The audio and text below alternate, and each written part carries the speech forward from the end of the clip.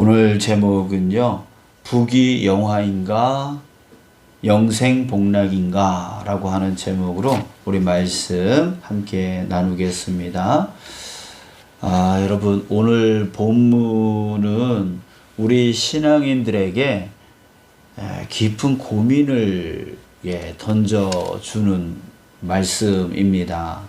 자, 왜냐하면 우리는 성령 충만하면 어떤 생각을 합니까? 성령 충만하면 좋은 결과가 생길 것이라 라고 하는 그런 기대를 갖게 되는데요. 자, 오늘 본문은 전혀 반대의 결과를 보여주고 있기 때문입니다. 그래서 우리 신앙인들에게 깊은 고민을 주고 있는데요. 자, 우리는 이런 기대를 해요. 성령 충만하면, 성령 충만한 상태에서 우리가 전도를 하면 부흥할 것이다.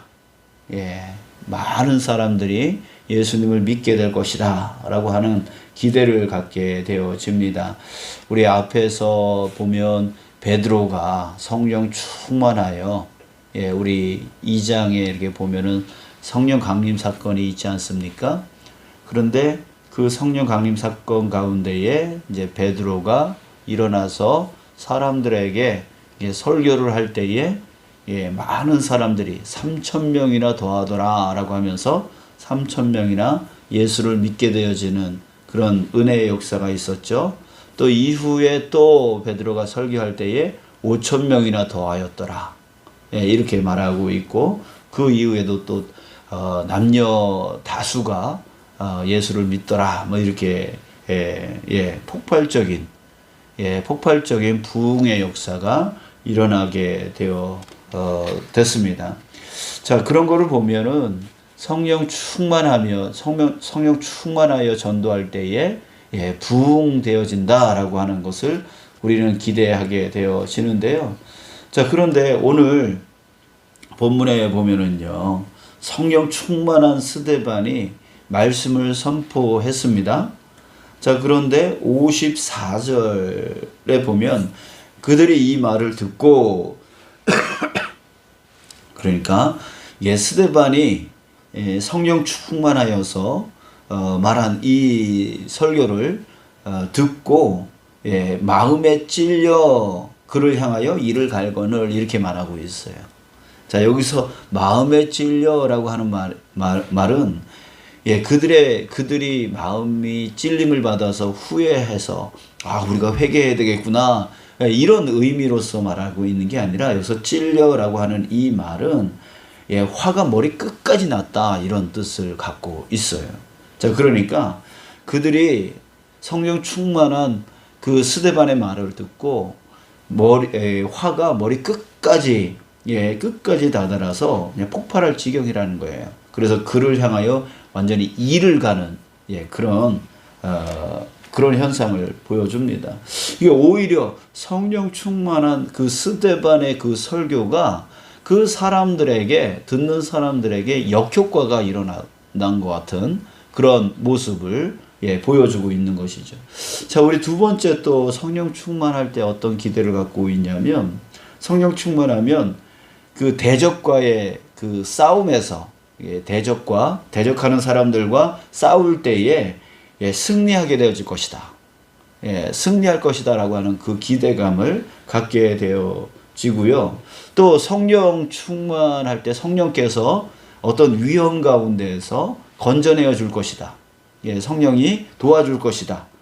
그렇게 우리가 기대를 하게 되어집니다. 근데 오늘 또 본문에 보면 57절에 보면 그들이 큰 소리를 지르며 귀를 막고 일제히 그에게 달려들어 스데반에게 달려들었대요. 그리고 58절에 보면 성 밖으로 내치고 돌로 칠세. 성 밖으로 끌고 나가서 거기서 돌을 던져가지고 쳤대요. 그래서 결국 어떻게 됐습니까? 60절 끝에 보면은 이 말을 하고 자니라.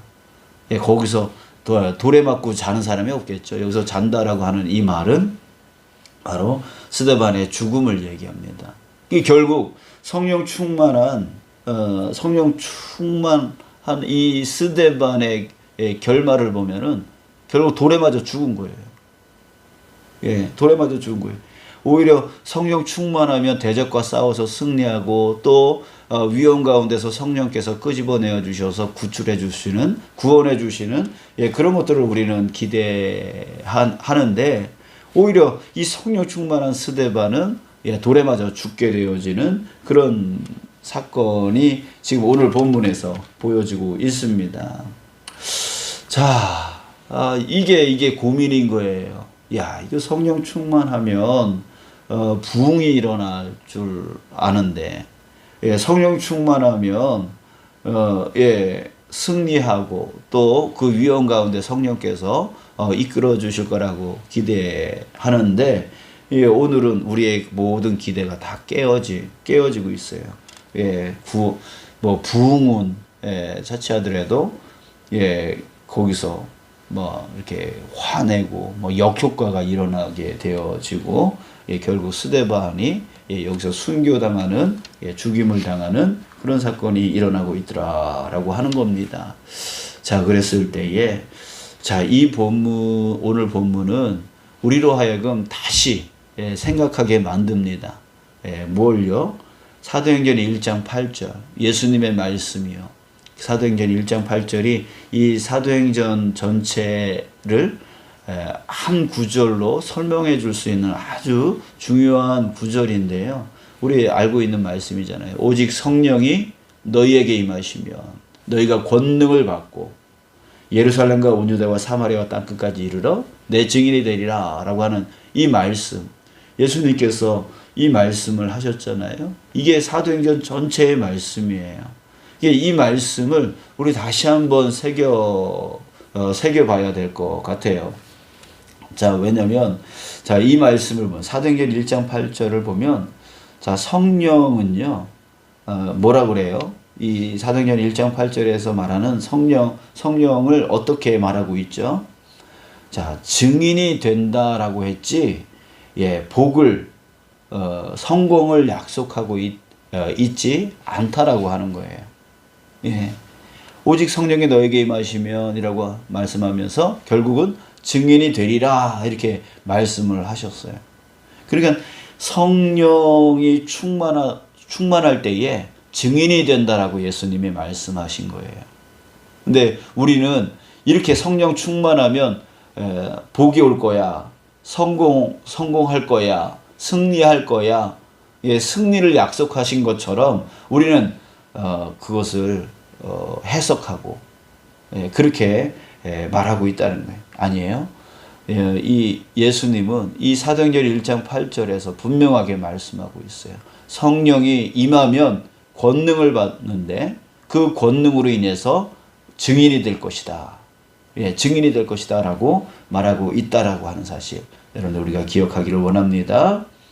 그리고 또한 내 증인이 되리라 라고 말씀하셨어요. 내 증인이 되리라.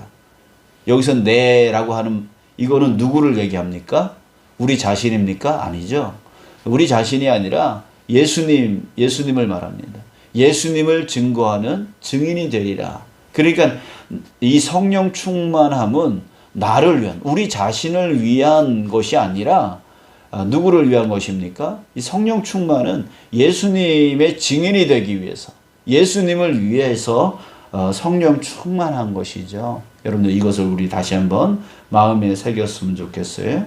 또 세 번째는 이 성령 충만함이라고 하는 것은 결과를 만들어내는 것이 아니라 단지 증인이 되는 것이다 라고 하는 거예요. 그러면 결과는 누가 만드는 것입니까? 바로 주님이 만든다라고 하는 것이죠.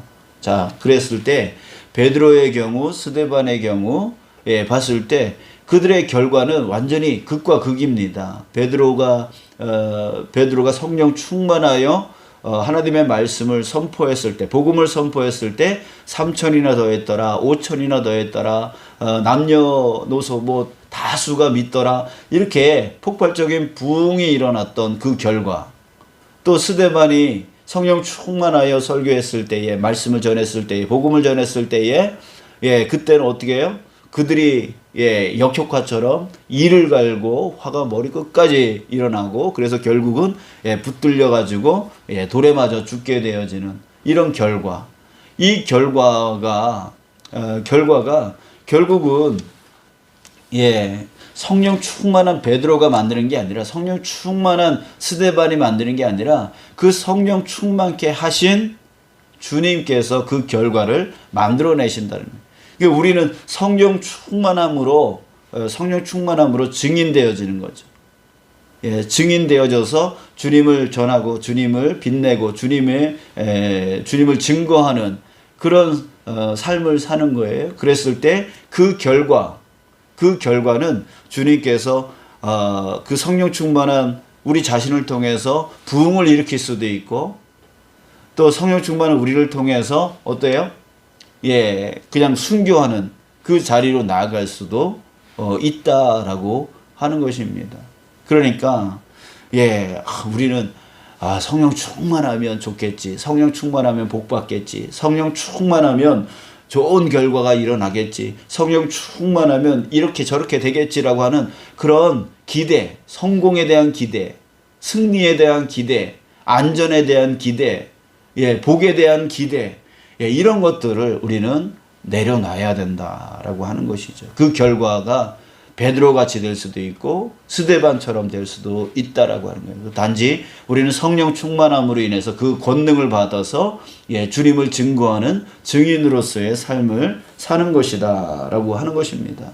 여러분들 우리 지금까지 성령 충만하면 이렇게 될 것이다라고 하는 그 기대는 단지 우리의 기대일 뿐이지 주님이 그렇게 될 것이다라고 말씀한 부분이 없다라고 하는 것입니다. 여러분들 오늘 다시 한번 사도행전 1장 8절 1장 8절을 다시 한번 마음판에 새기고 우리 허황된 기대감을 갖고 성령 충만함을 또 나의 욕구를 채우기 위한 나의 욕심을 채우기 위한 나의 만족을 채우기 위한 성령 충만을 기대하면서 성령 충만케 해달라고 하는 그런 구함이 있지 않기를 원합니다.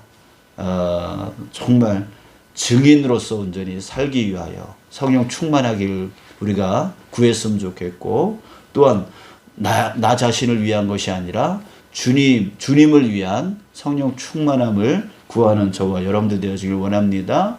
또한 그 성령 충만함으로 인하여 좋은 것을 만들어내려고 하는 것이 아니라 그 결과는 바로 주님께서 나를 통하여 성령 충만한 나를 통하여 주님께서 이루고자 하는 것들이 이루어지기를 위해서 우리 구하는 그것이 부흥이든 아니면 정말 나의 순교이든 간에 정말 주님께 내어 맡기는 주님께서 결과를 만드실 수 있도록 내어 드릴 수 있는 그 주권을 주님 앞에 드릴 수 있는 저와 여러분들 되어지기를 간절히 소망합니다. 자, 그런데요. 스데반의 이 전체로 봤을 때 스데반의 일로만 보면 역효과가 난 것 같이 보여요. 그리고 아무런 열매도 없이 성령 충만해서 말씀을 전했는데 아무런 열매도 없이 그냥 허무하게 그 스데반이 죽임을 당하는 그런 일처럼 지금 이 사건이 그렇게 보일 수가 있어요. 자, 그런데 전혀 그렇지 않다라는 거예요. 전혀 그렇지 않아요. 그냥 쓸데없이 성령 충만해서 쓸데없이 스데반이 죽임을 당하는 그런 일처럼 보이지만 여러분 이 사건으로만 보면은 정말 그렇게 보일 수가 있어요. 스데반이 쓸데없이 성령 충만해서 쓸데없이 죽임을 당했다 이렇게 보일 수가 있어요. 그런데 이 사건을 왜 여기다 기록해 놨겠어요? 정말 이 스데반 이 한 사람으로 인해서 엄청난 일이 후에 발생되어지는 것. 그것을 보면 하나님께서 정말 이런 계획을 갖고 계셨구나라고 하는 것을 알 수가 있습니다. 그것이 무엇이냐면 이 스데반 사건으로 인해서요. 예루살렘 교회, 그 폭발적으로 부흥했던 그 예루살렘 교회가 흩어져요.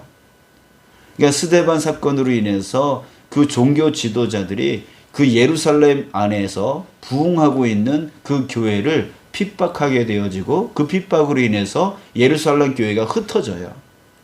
예, 흩어져요. 그러면은 예루살렘 교회가 흩어지니까 이제 교회가 끝났네?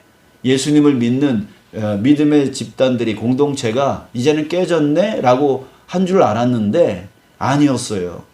그 흩어진 그 예루살렘 안에 있던 그 교회가 흩어져서 유대로 퍼지고 그리고 더 나아가서 사마리아로 더 나아가서 이방 땅으로까지 사람들이 그 핍박을 피해서 흩어지거든요.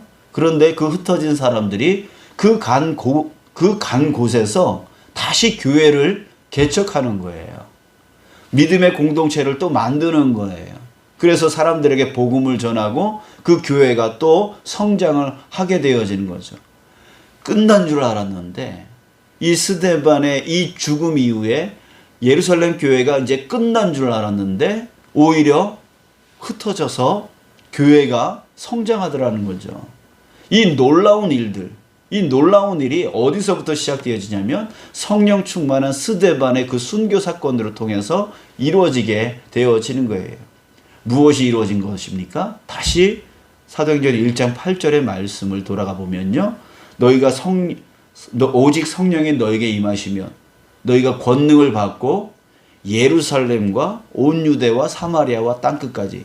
자, 여기서 이 단계 예루살렘에서 온 유대로, 온 유대에서 사마리아로, 사마리아에서 땅끝까지 이르러. 여러분들 여기서 스데반 사건이 너무너무 중요한 게 바로 이 말씀이 이루어지는 거예요. 예루살렘에서부터요 유대로 퍼져나갔고 유대에서 사마리아 땅으로, 사마리아에서 이방 땅으로 복음이 확장되어지는, 증인된 삶이 확장되어지는 사건의 계기가 바로 스데반 사건이라고 하는 거예요. 그러니까 스데반, 성령 충만한 스데반이 허무하게 죽은 것이 아니라 하나님은 그 스데반을 통해서 그 스데반의 그 순교를 통해서 예루살렘 교회를 이제는 예루살렘 안에서만의 교회가 아니라 온 유대와 사마리아와 땅끝까지 이르러 나아가는, 성장해 나가는 교회로. 그리고 결국은 지금 2000년 후에 우리 자신도 지금 예수님을 믿고 구원함을 받는 그 은혜의 시작이 바로 어디서부터 시작했다고요? 바로 이 스데반을 통해서. 이 스데반의 순교, 이 한 사람이 하늘의 미랄이 되어져서 죽음을 통해서 지금 우리까지 구원함을 받는 이 놀라운 사건이 일어났다라고 하는 것이죠. 자, 이렇게 볼 때에 스데반의 이 죽음은 허무한 죽음이 아니라는 거예요. 허무한 죽음이 아니에요. 역효과만 냈던 죽음이 아니라는 거예요. 그 죽음이 바로 우리에게까지 복음이 전파되어지는 은혜의 역사가 일어나게 되어진 것이죠. 사랑하는 여러분, 여기서 우리 다시 한번 생각해 볼 수가 있습니다. 여러분들, 우리 신앙인의 삶은 바로 어떤 삶? 하늘의 미랄이 되어지는 삶이라고 하는 거예요. 이것이 베드로에게도 공통점입니다. 베드로도 결국은 3,000명이나 5,000명이나 그렇게 부흥을 일으키는 사람이었지만 결국에는 순교하여 나가는 그 삶으로 살아갑니다. 하늘의 미랄이 되어져서 죽게 되어집니다. 스데반도 역시 마찬가지. 그 죽음의 시기가, 순교의 시기가 빠르던 느리던 그 시간적인 차이이지 그들 모두는 다 하늘의 미랄이 되어지는 삶. 사도 바울도 역시 하늘의 미랄이 되어지는 삶. 사도들이 다 하늘의 미랄이 되어지는 삶. 그 삶을 살았던 것이죠. 그 하늘의 미랄이 되어지는 그 삶을 통해서 지금 복음이 세계로 퍼지게 되어진 거예요. 여러분들, 우리도 역시 마찬가지입니다. 우리의 삶이 바로 하늘의 미랄이 되어지는 삶이 되어야 되겠다라고 하는 것입니다. 내가 하늘의 미랄이 되어질 때에 우리 가정이 살게 되어지고 우리 교회가 살게 되어지고 또 우리를 통해서 주님의 복음이 이 지역을 넘어서 사마리아 땅끝까지 이르러 증인이 되어지는, 그렇게 복음이 증거되어지는 것이죠. 자, 그러나 우리가 자꾸만 나 자신이 죽기보다는 나 자신이 자꾸만 살려고 하기 때문에, 내 생각과 내 뜻을 주장하려고 하기 때문에, 가정에서 자꾸만 내 뜻을 주장하려고 하고, 교회에서 내 뜻을 자꾸만 주장하려고 하고, 또 사회에 나가서 자꾸만 내 뜻을 주장하려고 하는 그 삶을 우리가 살기 때문에 자꾸만 이 믿음의 우리 기독교가 점점 약화되어지고 연약하게 되어지는 것이죠. 변화의 능력이 사라지게 되어지는 것이죠. 여러분, 우리 다시 한번 하늘의 미랄이 되어지는 삶, 그 삶이 바로 우리 자신의 삶이 되어야 된다라고 하는 것을 오늘 다시 한번 깨닫는 저와 여러분들 되어지길 원합니다. 마지막 한마디만 더 하고 마치겠습니다. 자, 그러면 스데반의 인생은 뭔가요? 라고 하는 질문을 우리가 해볼 수가 있습니다. 스데반을 통해서 정말 예루살렘 교회가 흩어져서 땅끝까지 이르러 복음이 증거되어지는, 우리에게까지 복음이 증거되어지는 그 놀라운 하나님의 계획을 우리가 보았지만, 그러면 스데반 개인적으로는 그러면 스데반 하나님은 스데반을 그냥 희생양으로 만들어 놓은, 그냥 그 한 사람의 인생을 망쳐도 되는가? 하나님은 스데반을 소홀히 여기셨는가? 그도 소중한 사람인데, 하나님은 그를 어떻게 그렇게 할 수가 있는가? 이렇게 생각해 볼 수가 있습니다. 자, 그러나 그렇지 않습니다. 여러분 56절을 다시 한번 보십시오. 56절에 보면 말하되 보라, 하늘이 열리고 인자가 하나님 우편에 서신 것을 보노라. 그는 하나님의 영광을 보았습니다. 하나님의 영광을 봤다라는 말은 정말 세상에서 얻을 수 없는 가장 큰 은혜, 그 은혜를 누렸다라고 하는 것입니다. 59절에 또 보십시오. 중간 이후에 보면 스데반이 부르짖어 이르되 주 예수여 내 영혼을 받으시옵소서라고 했습니다. 자, 진정한 구원을 말합니다. 내 영혼을 하나님 받아 주시옵소서라고 하는 이 영혼의 구원이 온전히 이루어진 스데반의 모습을 볼 수가 있습니다. 그리고 60절 보면 무릎을 꿇고 크게 불러 이르되 주여 이 죄를 그들에게 돌리지 마옵소서. 그 상황 가운데 어떻게 저들에게 죄를 돌리지 말라고 이렇게 말합니까? 이 말은 바로 온전한 성화를 얘기합니다. 진정한 그리스도의 마음을 갖게 되어지는 거죠. 그러니까 하나님의 형상의 온전한 회복을 말합니다. 진정으로 용서를 한다는 것이죠. 자, 그랬을 때 여러분 스데반은요, 그 인생 그 누구보다도 정말 그 인간들 사람들 그 중에서 누구보다도 정말 행복한 삶을 사는 사람이죠. 또 행복한 결과를 만들어낸 사람이죠. 왜요? 가장 큰 하나님의 은혜를 받은 사람이고, 진정한 구원을 받은 사람이고, 진정으로 하나님의 형상이 회복된 사람이었다라고 하는 것입니다. 우리는 단순히 그가 짧은 인생을 사는 것 때문에 우리는 그의 인생이 허무하게 끝난 것처럼 보이지만 여러분들 그렇지 않아요. 사도 바울도 사명만 아니었다면, 주님이 주신 그 사명만 아니었다면 빨리 하나님의 부르심을 받고 싶다라고 하는 그 얘기를 했어요. 여러분들 우리의 결과, 우리는 무엇을 향해 달려나가고 있습니까? 정말 이 인생 가운데 길게 오래오래 장수하며 살아가는 것을 기대하며 살아갑니까? 아니에요. 우리의 인생의 초점은 어디에 맞춰 나가야 되냐면 바로 예수님이 재림하셔서 심판할 때에 바로 지옥으로 가지 아니하고 천국 가는 삶, 온전한 구원이요, 온전한 은혜요, 온전한 성화인 거예요. 바로 그때 주님이 심판하실 때에 온전히 구원받아서 천국으로 나가는 삶, 그것이 바로 우리 인생의 초점이 되어져야 된다라고 하는 것이죠. 길게 살고 뭐 떵떵거리며 살아도, 이 땅 가운데 부귀영화를 누리며 살아도 결국 영생복락으로 나아가지 못한다면 우리의 인생은 어떤 인생이 되겠습니까? 여러분, 이 땅 가운데 부귀영화, 그것이 우리의 인생의 초점이 아닙니다. 우리의 인생의 초점은 바로 영생복락입니다. 영생복락. 그래서 오늘 제목이 부귀영화인가 영생복락인가 라고 하는 제목을 정해봤습니다. 여러분, 부귀영화를 누리고 지옥 가는 삶, 지옥 가는 인생 되어지고 싶으십니까? 아니면 이 땅 가운데에 정말 성령의 권능을 입어서 주님의 증인된 삶, 그것이 고난의 삶이랄지라도 그 삶을 살면서 정말 은혜와 구원과 온전한 성화를 누려서 결국 영생복락으로 나아갈 것인가?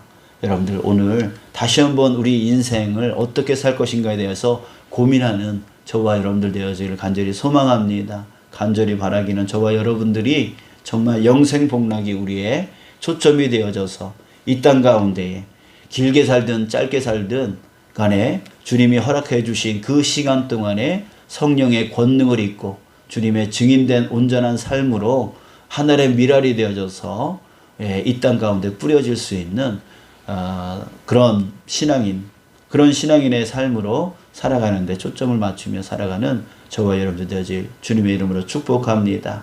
여러분들 오늘 다시 한번 말씀을 묵상하시면서 인생을 다시 한번 설계해 볼 수 있는 저와 여러분들 되어지기를 간절히 소망합니다. 그리고 더 나가서 그렇다면 나는 어떻게 살 것인가?